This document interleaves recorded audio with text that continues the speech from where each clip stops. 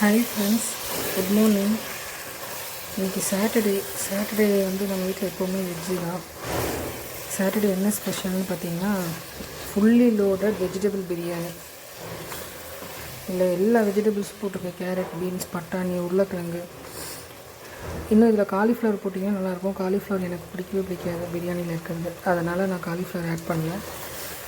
But நிறைய vegetables நம்ம எவ்வளோ ரைஸ் யூஸ் பண்ணுறோமோ அதில் 3/4 நம்ம வெஜிடபிள்ஸ் யூஸ் பண்ணால் தான் அது வெஜிடபிள் பிரியாணி நல்லா டேஸ்ட்டாக எம்மியாக இருக்கும். இப்போ இது போட்டிருக்கோம். இன்னும் மீன் மேக்கர் வந்து வேக வச்சுருக்கேன். அது நல்லா புரிஞ்சுட்டு அதில் ஆட் பண்ணணும். மசாலா போட்டாச்சு. இன்னும் கரம் மசாலா மட்டும் ஆட் பண்ணணும், கேர்டு ஆட் பண்ணணும். இப்போ இதில் கேர்டெல்லாம் ஆட் பண்ணி நல்ல மசாலா எண்ணெய் பிரிஞ்சு வந்த கிளிப்பிங் எடுக்க மறந்துட்டேன். அது பண்ணதுக்கப்புறம் இதில் 1:2 தண்ணி. நம்ம ஓப்பன் பாட்டில் தான் வேக வைக்கிறப்போம். நான் குக்கரில் மோஸ்ட்லி வைக்க மாட்டேன். இதுதான் எனக்கு கன்வீனியண்ட்டாக இருக்க மாதிரி இருக்கும். அதனால் 1:2 தண்ணி ஊற்றி இது கொதி வந்ததுக்கப்புறம் அரிசி போடணும். அரிசி போடும்போது உங்கள்கிட்ட காட்டுறேன். பார்த்தீங்கன்னா பியூட்டிஃபுல்லாக தம் போட்டு வெஜிடபிள் பிரியாணி ரெடி. இப்போ தம்மே ஓப்பன் பண்ணுறேன் நான்.